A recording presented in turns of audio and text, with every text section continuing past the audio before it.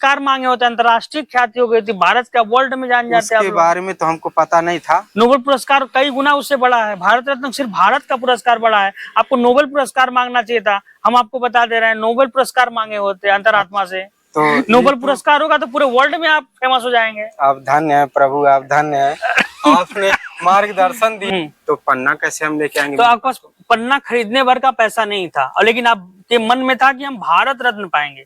जी, क्योंकि हमको मेरे मन में विचार है कि एक तो आता है कि हल्के से आता है, लेकिन इतना जोर से आया। फिर जो है कि मैं व्यथित हो गया, फिर कई लोगों से अपनी बातें बताया। अच्छा दोस्तों नमस्कार, आप सबका स्वागत है आपके अपने YouTube channel cover the Bharat में। दोस्तों मैं आज आपको एक ऐसे शख्स से मिलाने जा रहा हूं जो अद्भुत हैं। वो उनके सपने में आता है कुछ और वो कुछ कहते हैं, और उनके सपने में क्या आता है मैं आपको बताऊंगा। उन्हीं से हम जानेंगे। पते के लिए हम आपको बता दूं कि इस समय हम महाराजी गांव में है, जो पिपराइच थाना क्षेत्र के अंतर्गत आता है।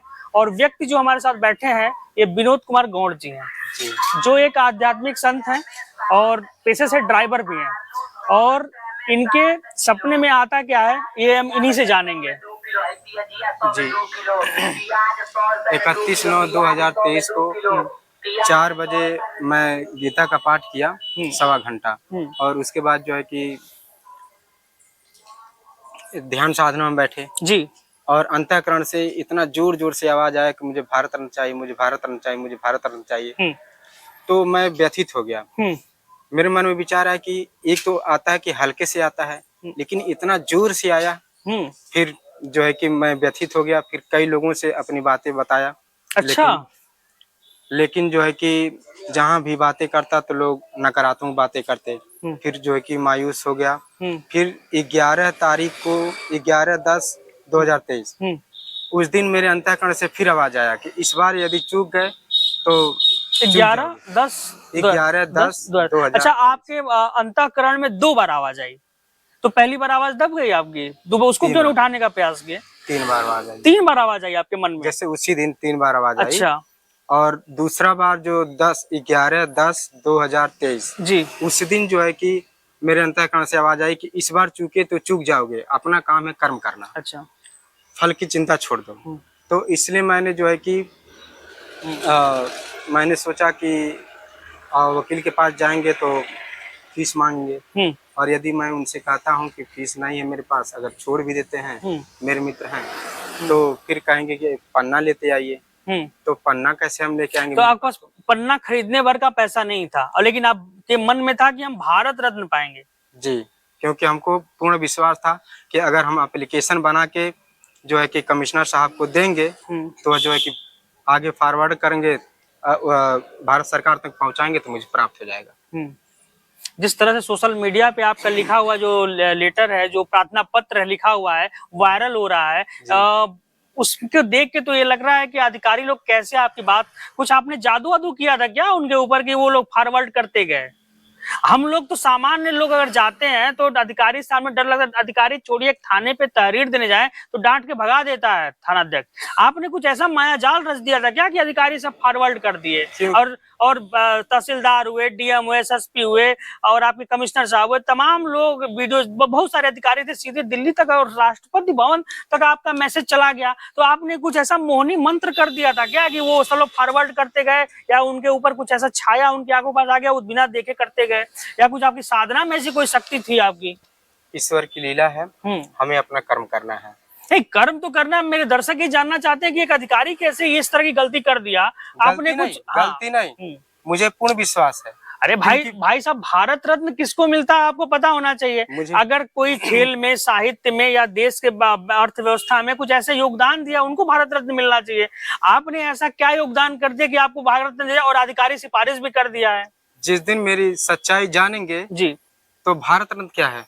अच्छा, भारत रत्न तो छोटा है। अच्छा, भारत रत्न के बारे में हमको पता है आपको थोड़ा बहुत? भारत हमारी पूरी बात सुनिए जी, हम भारत रत्न तो जो है कि उससे भी बड़ा अगर कोई अवार्ड है तो वो मुझे नहीं, मिलना भारत चाहिए। रत्न तो भारत देश का सबसे बड़ा अवार्ड है, उसका उसके नीचे ही पद्मश्री है, पद्म विभूषण है, और सारे नीचे ही पुरस्कार है, सबसे बड़ा भारत रत्न पुरस्कार है। अच्छा, भारत रत्न ही मन में क्यों है, और कोई पुरस्कार नहीं मन क्योंकि में आया? मेरे अंतःकरण की आवाज थी कि मुझे भारत रत्न चाहिए, मुझे भारत रत्न चाहिए, मुझे भारत रत्न चाहिए, मुझे भारत ये तो एक रत्न छोटे चाहिए। बच्चे की जिद है कि मुझे चंदा मामा चाहिए, चंदा मामा चाहिए, ये वाला कुछ तरह से हो रहा है। तो उसके अंदर ये क्या कहते हैं, आपने हनुमान जी की कथा सुनी है? हाँ बिल्कुल, बताएं आप। वो बालक ही थे, जी उन्होंने अपने माता से कहा कि जी। ये क्या है, तो उन्होंने कहा कि हम्म, फल है सूर्य। हम्म, तो उन्होंने कहा मुझे यही खाना, लाल फल है, जी। यही वर्ड कहा था कि ये लाल फल है। हम्म, तो उनमें ऐसी ईश्वरीय शक्ति थी। हम्म। और दूसरी बात, भक्ति करना मैं, आप संत में हैं, ही। मैं उसका हृदय से तहे दिल से आपका शुक्रिया और आभार, अभिनंदन, वंदन, नमन करता हूं मैं आपको, ठीक है। लेकिन मेरे प्रश्न का इतना सवाल है कि भारत रत्न से आध्यात्म का क्या संबंध है? अध्यात्म का ही तो संबंध है, क्योंकि एक संत महात्मा अगर गुफा में बैठ के ध्यान साधना, बहुत बड़ा संत महात्मा है, उसे दुनिया नहीं जानेगी, भगवान अवश्य जानेंगे कि उसका परम भक्त है, लेकिन दुनिया को दिखाने के लिए कि प्रभु की सत्ता है, क्षमता होती है। बड़े इंटरेस्टिंग आदमी लग रहे हैं आप हमको, सच बता रहे हैं। मुझे बस इस चीज का समझ में नहीं आ रहा कि जब आपको इतनी शक्तियां हो रही हैं, जैसे आज के समय में जो शक्तियों का ही तो खेल है, अगर शक्ति आप पास ऐसे संपन्न है, इस तरह की जब दिव्य शक्तियां आपसे आप संपन्न होंगे, तो भारत रत्न पाने वाले लोग आपके पास बैठेंगे, आपको बुलाएंगे। पंडोकर सरकार हुए, कुटी सरकार हुए, बागेश्वर धाम हुए, सिद्धेश्वर धाम हो गए, करौली सरकार हुए, इन सब के पास तो ऐसी ही दिव्य शक्तियां हैं जिनके पास भारत रत्न, प्रधानमंत्री, चाहे जितने भी वरिष्ठ लोग हैं, उनके पास जाने के लिए लायक रहते हैं। अगर इस तरह की आपके पास शक्तियां थी, उसका आपने प्रदर्शन और क्या बोलते हैं उसका आपने सबके सामने क्यों नहीं लाया उस शक्ति को? सुनिए, भगवान जिसकी सेवा लगाती है जी, वह कार्य वही करता है। अभी भगवान ने आपकी सेवा लगाई है मेरा इंटरव्यू करने के लिए। अच्छा, आप हमको प्रकट हुए हैं। अच्छा, भगवान ने लगाई है, मेरा मन हुआ कि मैं आया हूँ यहाँ। हाँ, रब की मर्जी बिना पत्ता नहीं हिलता। हाँ, सही आपने बात। सुना ना? जी जी। तो जब तक उनकी लीला नहीं होगी, उनकी आदेश नहीं होगी, तब तक कोई मनुष्य चाहे कि सामने अगर थाली है तो भोजन कर ले, नहीं चाह सकता। आपका ही गाड़ी लोग चुरा दिया, आपको दिखा नहीं तब कि हमारी गाड़ी लोग चुरा लें, क्योंकि आप तो देख लेते हैं क्या होने वाला है कभी कभी। हाँ, क्योंकि उसका भी एक रहस्य है। बैठ जाइए माता जी, बैठ जाइए। उसका भी एक रहस्य है।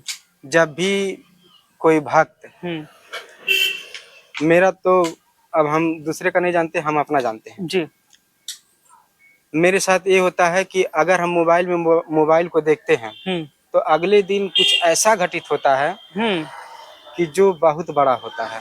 भाई साहब जरा विस्तार से बताइए, क्या मतलब आप देख लेते हैं और क्या घटित होता है, जरा हमको बताइए, हमको भी जिज्ञासा हो गई। इंटरनेट की दुनिया जानते हैं ना कितनी अच्छी है। बहुत अच्छी भी है, बहुत बुरी भी है। भला भी है, अगर अच्छा देखेंगे तो अच्छा होगा, और अगर दूसरा वो जो देखेंगे तो तुरंत जो है कि, क्योंकि मन है, मन होता है जिसको खूंटे में अगर बांध के आप रखेंगे, कितना भी आप बांध के रखेंगे बहुत सीधा है, लेकिन जब उसको ढीला छोड़ेंगे तो कभी न कभी उसका मन भागता है। रूबरू करवाए, ये ऐसे व्यक्ति हैं जो इनको चाहिए भारत रत्न, और भारत रत्न किस बेस पे मांग रहे हैं? न कला के क्षेत्र में, न विज्ञान के क्षेत्र में, न साहित्य के क्षेत्र में, किसी क्षेत्र में इनका योगदान नहीं है। सिर्फ इनको भारत रत्न इसलिए दे दिया जाए कि इनकी अंतरात्मा से आवाज आई कि भैया हमको भारत रत्न दे दो। मैंने इनसे कहा कि भैया आप नोबेल पुरस्कार मांगे होते, उससे बड़ा होता है। फिर इन्होंने कहा कि हमको चाहिए सिर्फ भारत रत्न, क्योंकि हमको चाहिए भारत रत्न, और यहाँ भारत रत्न चाहिए इसलिए चाहिए क्योंकि हमारे आध्यात्मिक मार्ग में इसकी जरूरत है।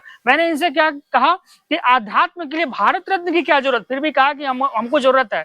इनसे हम तमाम मुद्दों पर बात किए, अधिकारी कैसे इसको फॉरवर्ड किए, ये तो मेरे भी समझ में नहीं आ रहा है कि यूपीएससी किस तरह के अधिकारियों को ला रही है जो इस तरह की अलूल जुलूल और भ्रामक चीजों को फैलाने के लिए अधिकारी जो है फटाफट फॉरवर्ड कर दे रहे हैं। इस पे क्या राय है, आप कमेंट बॉक्स में प्रतिक्रिया जरूर दीजिएगा। और हमसे आप बात किए, बहुत अपना समय दिया, मैं आपका हृदय से आभार व्यक्त करता हूँ। और बस यही कहना चाहूंगा कि अब इस चीजों से आप बाहर निकलिए, और जो आप बिजनेस करते हैं, जो ड्राइवर लाइन करते हैं, उसमें आप बढ़िए, लेकिन इस तरह की अलूल जलूल बातों पे अपना, अलजुलूल नहीं है, बातों पे अपना ध्यान। आप जहाँ पे बैठे हैं ये साधारण जगह नहीं है। नहीं, इस चीज से मैं सहमत हूँ, आपसे सहमत हूँ। ये कल्याण करता हो, और जिसमें 60,000 जो है कि क्या कहते हैं, लोग आ जाएं, नहीं, काम करने वाले काम करें। 2000 कर्मचारी एक शिफ्ट में, 2000 कर्मचारी एक शिफ्ट में, 2000 कर्मचारी एक शिफ्ट में, इस तरह से 6000 एक दिन में, और सिर्फ 2 वर्ष में यह पूरा हो। तो उन्होंने कहा ऐसा कौन सा घर है? तो हमने कहा पूछ के बताते हैं, उस घर का नाम क्या है? तो हमने कहा मेरे अंतःकरण से आवाज निकली है तो मैं पूछ के ही बताता हूँ, ऐसा कौन सा घर है? ओम श्री आशुतोषाय नमः, जय जय गुरुदेव, जय जय गुरुदेव। तब फिर उसके बाद जो है कि क्या हुआ, सेंट्रल विस्टा भारतीय संसद परियोजना, यह मेरे मुख से निकला था। और जैसे ही मुख से निकला जो है कि मैंने फिर अनुभव किया कि प्रधानमंत्री नरेंद्र मोदी ने साइन कर दिया। तो मैंने कहा बधाई हो, प्रधानमंत्री नरेंद्र मोदी की जय, उन्होंने साइन भी कर दिया। लगता है यही लीला थी, इसलिए जो है कि आप मेरा मार्गदर्शन करने के लिए आए थे। ठीक, अब हम हमसे जुड़े, हमारे दर्शकों को आप अपने बारे में बताएं कि आपको भारत रत्न क्यों चाहिए, किस तरह से आपके मन में बात आई। ठीक है, इसका लिए हम आपसे हृदय से आभार, धन्यवाद।